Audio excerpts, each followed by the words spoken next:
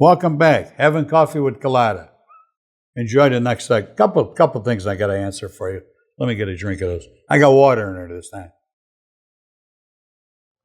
Is there something you wanted to ask me about these? Yeah. And first up, everybody, hit the button, the little bell button down below. Make sure you'll get notified when the next video comes out, okay? And I know you guys are starving for Frank, so as soon as they come up, you'll know about them. Let's talk about Mad Sam a little bit today, Frank. Mad Sam DeStefano? Mad Sam DeStefano. Okay, this is from Joe Tamburello. He said, Sam was a nut job. The craziest story was the one time his wife pissed him off and he went out and abducted a guy on his lunch break, forced him back to the house and forced the guy to have, and his wife to have sex. Does this really happen? Yeah, that really happened. And then the guy ran to the police and he was able to prove that he was in Sam's house because he left his lunch pail. He was a black dude. Sam was fucking sick, mentally retarded. Probably couldn't fight his way out of a paper bag, but that don't make him not dangerous. The guy was dangerous. You want to know who killed him? His brother Mario and Tony Spilotro. Tony pulled a shotgun or whatever. How did I know? Tony told me. How else would I know that him and Mario, Sam's brother, you know, them two brothers. Sam killed his younger brother too. So, it wasn't hard for Mario to kill Sam. So that's the story I got out of Tony. That's Tony telling me. Cullotta, grab your favorite brew. Ask a question, he'll answer it for you. The mafia. You better hit prescribe if you know what's good for you.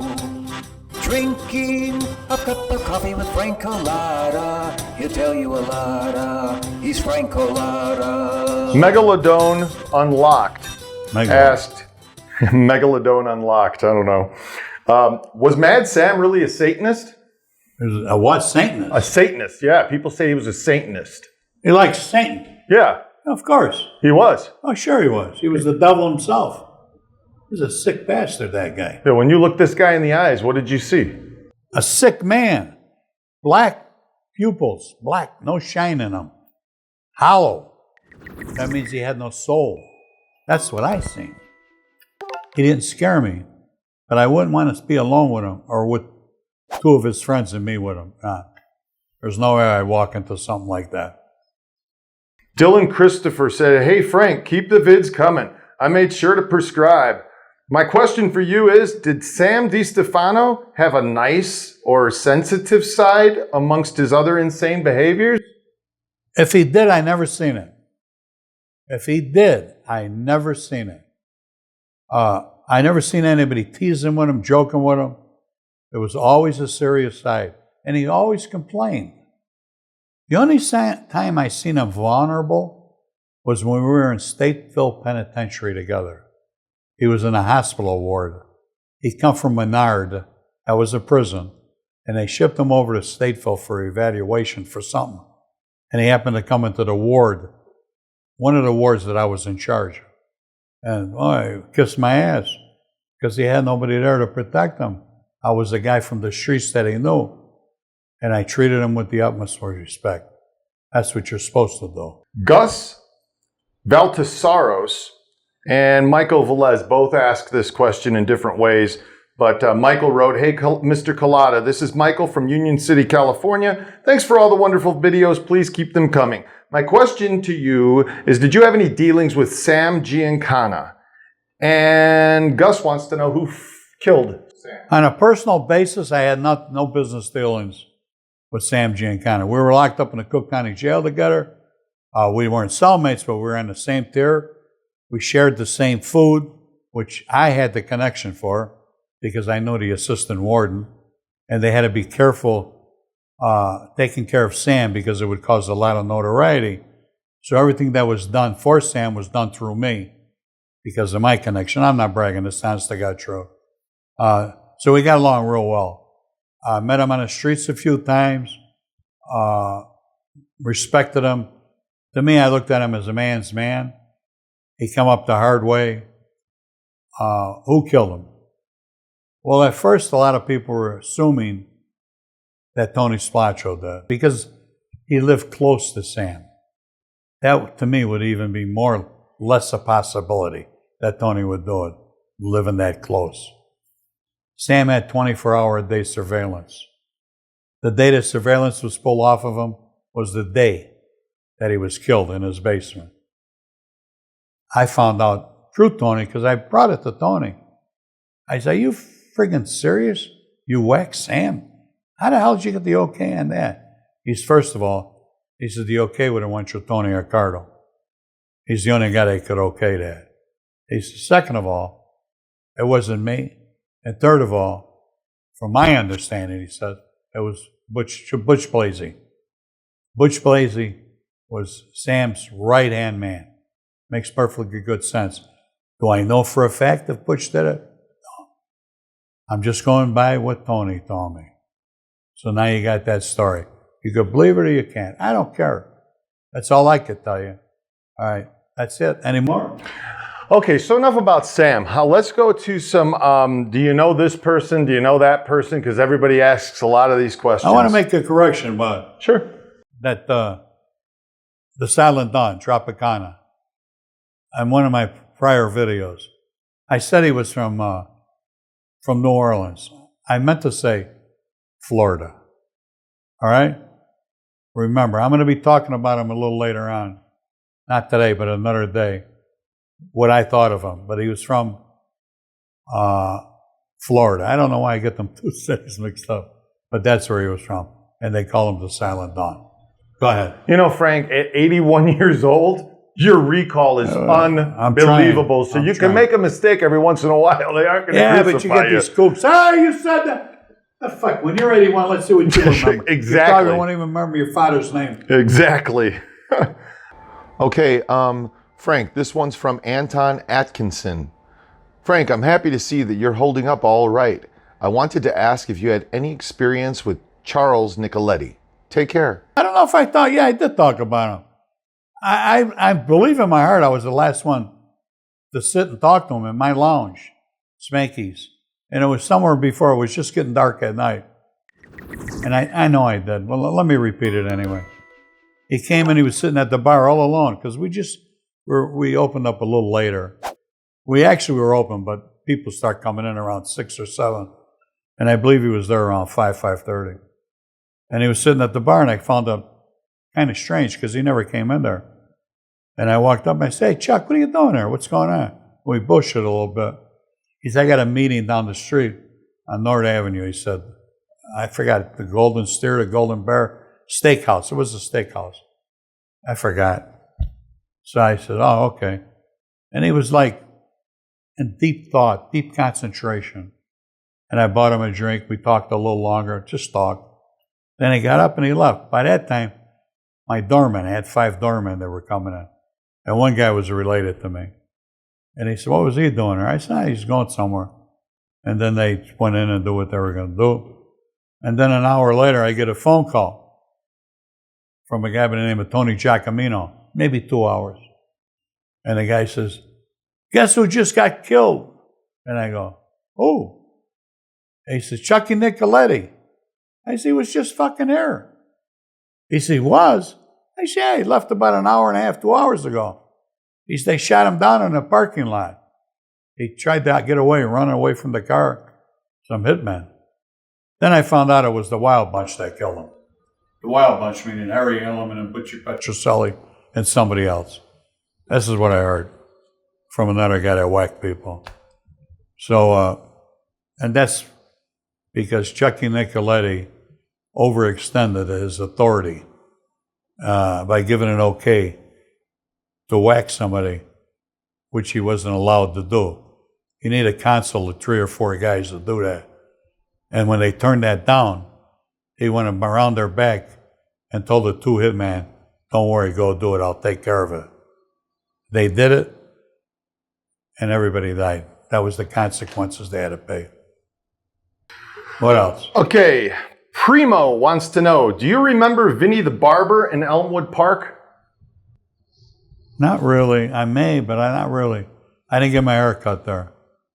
Okay, Chi-Town 51515151 wants to know, hey Frank, did you ever meet Joey Lombardo's brother, Nucci Nucci was all right. Nucci was a thief.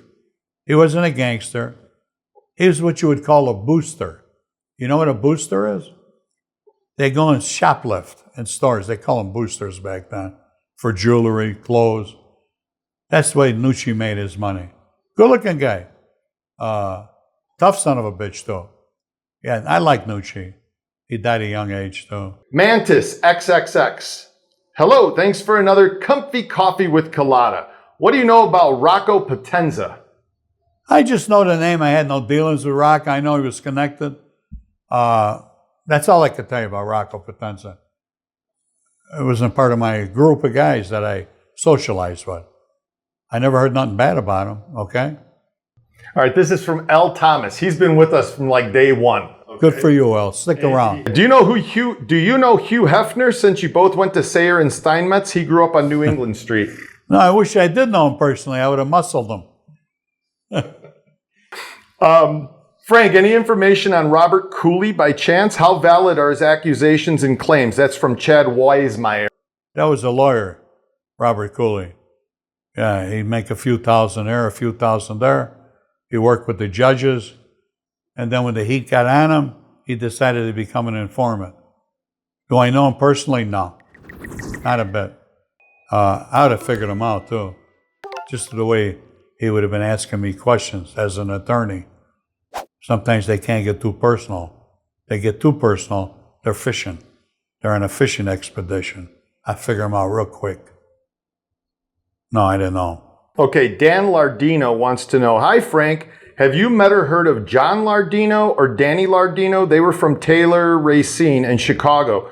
They were the age range of Arcardo, Gus Alex, Chuck English. Thank you, I'm prescribed. Too old for me. Too old, okay. No. Jose Loya. Please, I subscribed. Talk about Joey Cusumano. Who was him? Was he a gangster? Rest in peace, John Momo. Was Joey Cusumano a gangster? I know he was from New York. I don't think he was a gangster. I think he was an associate to gangsters out of New York. I know that Tony liked him. And Tony used him. He put him with Lefty, the chaperone Lefty around. Maybe they get the heat off of Chicago. I don't know. I didn't care. I didn't personally like Joey Cusumano. I thought he was one of these Hollywood-type guys with a tennis racket and the white shorts, and he played tennis with the bras, you know, do coke, whatever he did. I never really cared for him. To me, it was too much Hollywood. Tony used them for whatever he used them, and I didn't care. That's my feelings about Joey Cusumano. I think we may have had 30 or 40 words together. Nothing personal, nothing business, nothing to do with that. Social conversation. I don't like him. Funny Failures asked this question. Dear Mr. Cullotta, you told about a car bomb and how it was snowing heavily at the time when you put this car bomb, you and Mike. Go ahead. How did you plant the bomb without leaving traces? Yeah, I know you were going to say that. I know the world would say that. It was snowing. Well, after, of course, you're going one door, and I believe Mikey went in the passenger's door, because when the guy got in his car in the morning, he would go on the driver's side. He didn't walk around his car. And we knew that from a couple days earlier when we laid on the house to watch the guy go to his car. So Mikey went through the passenger side, laid on the seat, and he had this thing that showed you the hot wires and cold wires. Set the bomb underneath the driver's side and hooked up the wire to the ignition. Remember back then, it was all wires. They weren't locked in a case box or anything. And tested what wire was cold at the time and what wire would get hot as soon as you turned the ignition on. Then he would place the blasting cap in the canister of dynamite, get out the door, and then we would start to level out the ground, the snow. And we had like some kind of a broom, swept it around. And we knew we had an hour and the snow would still come down and cover up mostly anything that was there. And then we went around to the side of the building. over to the street. We had the car in the opposite street and took off. And that's how we did it. Okay, Dino Spencer said, I subscribed, I pressed the bell, I even shared. Who was Ray Spencer? Who was Ray Spencer? You tell me. I don't know who Ray Spencer was. Damn good question, I guess. That's a good one. This is from Keith Helton. Hi, Frank. Do you recall a story about Tony Spilotro and Robert Conrad being in an accident while riding together? I did hear something about that. Vaguely. I really can't remember it all. I guess it wasn't that big of a deal, which isn't really that big of a deal. And probably chances are the cop didn't know who Tony was when that accident happened. But I know Conrad. I knew him well, too. But he was closer with Tony and Tony's brother. He wasn't a bad guy, Robert Conrad. Sort of a narcissist, But that's about all I could say about him, really. Okay, Gary Dungan said, Hi, Frank. I love your show. Did Tony or your crew have any run-ins with motorcycle clubs back in Vegas, such as the Hells Angels? The only one we ran into was this one guy from the Hells Angels. And I've told that story. He brought this idea up to Tony that if Tony hooked himself up, or we did, with the Hells Angels, we could control the whole state of Nevada. And Tony Bo looked at this guy like it was goofy, like we didn't want to do that, or Tony didn't. And Tony told him, he says, I'm going to give you the opportunity to leave here. Don't come back with these propositions. There's no outfit out here. Now get the fuck out of here. And the guy left. Okay, this is from Vegas Lounger at 71. Hey, Frank, whatever happened to your friendship with Tony Montana? I remember you two together with Henry Hill for the Clark County Library Mob series. That was a good show. Tony Montana died a year ago, Easter. I believe it was from a heart attack. Tony Montana was a good guy. He tried to, when you get older, you try to make as much money as you can because it's harder to earn a living.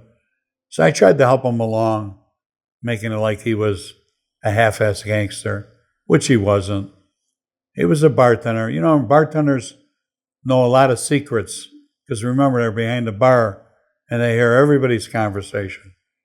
So he fell into that lifestyle. So he started socializing with me, and I brought him around, and I got him some fame, and then he sort of annoyed me, and I stopped socializing with him. But don't get me wrong, he wasn't a bad guy. I hate to see the guy die, but he lived to 86. He had a good life. He only let out there what he wanted people to know. But he wasn't a gangster. And that's all I could tell you about Tony Montana. Steve Bananas. Oh, Steve Bananas. Steve Bananas. What about him? He said, Mr. Cullotta, did you ever get married or have children? I bet you'd be an awesome grandpa. I have two questions. What makes you think Tony, if taken the deal, would have moved to Arizona? Also, you put a hidden camera on yourself and stroll around the grocery store interacting with the old people who are a jerk-off. You'd be a YouTube hit. You're busting old people balls. You already are a YouTube hit, Frank. He is a YouTube hit. That's quite funny. But wouldn't it be fun to go around the store, bust these old people balls? And I have funny in the stores when I go shopping, in like the grocery store. I have funny with the old people. I'll drive this little cart. I look like Mario and Luigi. And I have more fun with this cart with the people. And they love me in the grocery stores, especially the checkout people. I got a good attitude. I make jokes. I'm not happy to be in the situation I'm in. But yeah, you got to make life, you got to make it for the best. You can't be miserable. And what was that other part that was funny? He said that he wanted to know if you were married, had children. He said you'd be a great grandpa. My first marriage, I had a child. My daughter, I think she would have been in her 60s. And we don't get along. I didn't raise her, as I said previously in other videos. Her mother raised her. And there's a reason why you get divorced. And she turned out like her mother. And he broke that situation up a year after I was married. Thank God for that. And my daughter, like, forget about it. Just like her mother. So I don't talk to her or want to see her. I tried. I tried very hard. Believe me. Would I have made a good grandfather? If she ever had children, I would have. But I guess she couldn't have children. I don't know. Yeah, but I did have a granddaughter, adopted granddaughter, through my stepdaughter, whom I loved dearly. And she had a liver transplant when she was 8. And when she was 18, the liver went bad, and I lost her. That was the biggest loss in my life, losing my granddaughter. I call her my granddaughter. Her name would have been Ashley. All right? 18 years old.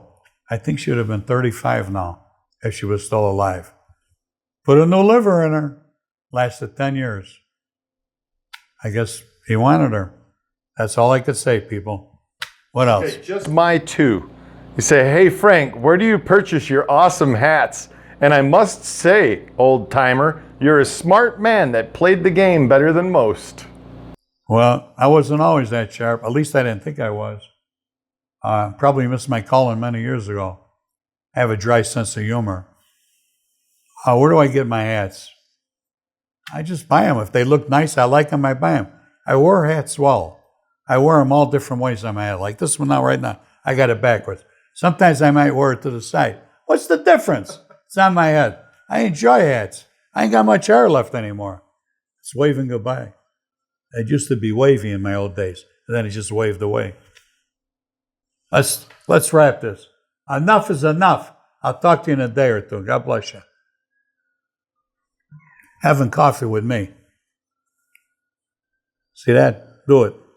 Button. Bing. Talk to you later. God bless you.